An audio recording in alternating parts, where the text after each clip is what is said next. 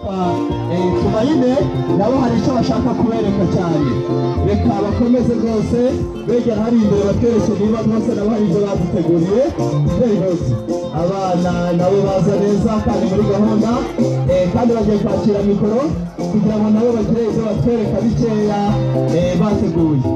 Asabye umwanya rwose uriya mukobwa wacu.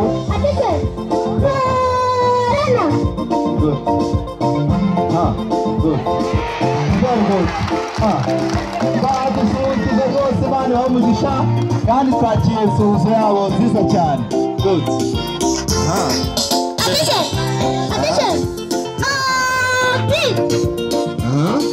Good. Gata. Yes. Very good.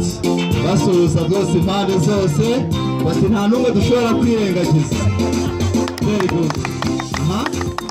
Bati rwose buryo ibumoso abo mwese tugomba kubasuhuza. Urakomeza?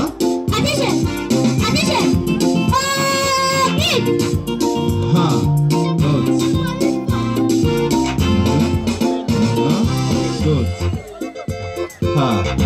Yose abasore bakora ibintu neza cyane. Yego.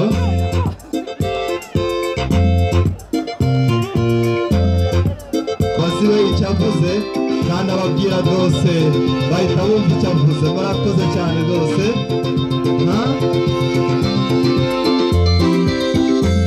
N'abandi bose kuba baje.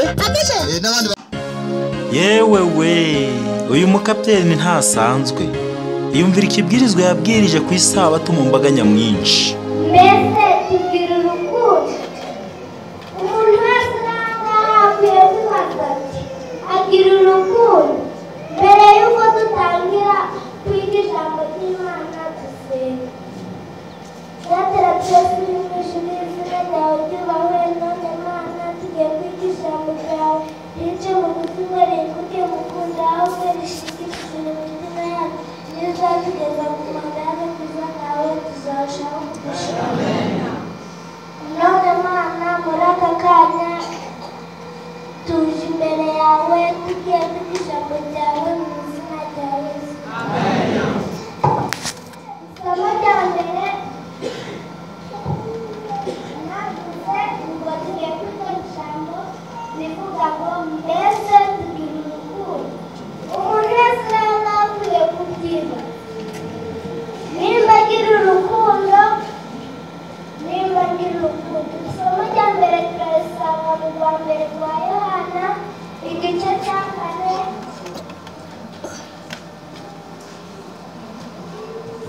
Rwa mbere rwa Yohana igice cya 4 umurongo wa 19 kugeza kwa 20. Haravuga turayikunda twarira y'abandi kudukura. Umuntu navuga ati nkunda Imana akanga mwene se uwo aba ari umunyabinyoma.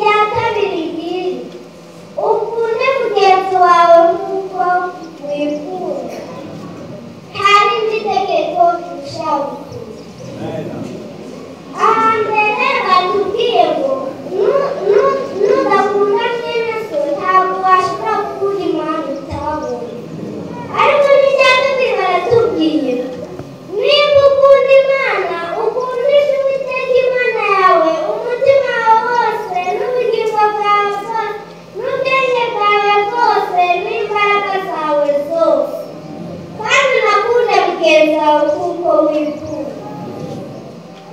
Irindi rero turasanga muri Yohana igice cya 3 umurongo wa 15. Haravuga kuko Imana yakunze abari mu isi cyane byatumye itanga umwana wayo w'ikinege kugira ngo umwizera wese atarimbuka ahubwo ahabwe ubugingo buhoraho. Rero uru rukundo turi kwiga wakwibaza mu mutima wawe, mbese ugira urukundo? Mbese ukunda mugenzi wawe? Irindi turasanga mu kwa mbere kwa Yohana igice cya 4 umurongo wa 7 kugeza ku wa 8. Baranditse mwese mufate Bibiliya zanyu. Bakundwa dukundane kuko urukundo ruva kuki? Umuntu wese udakunda atewe n'iki? n'Imana.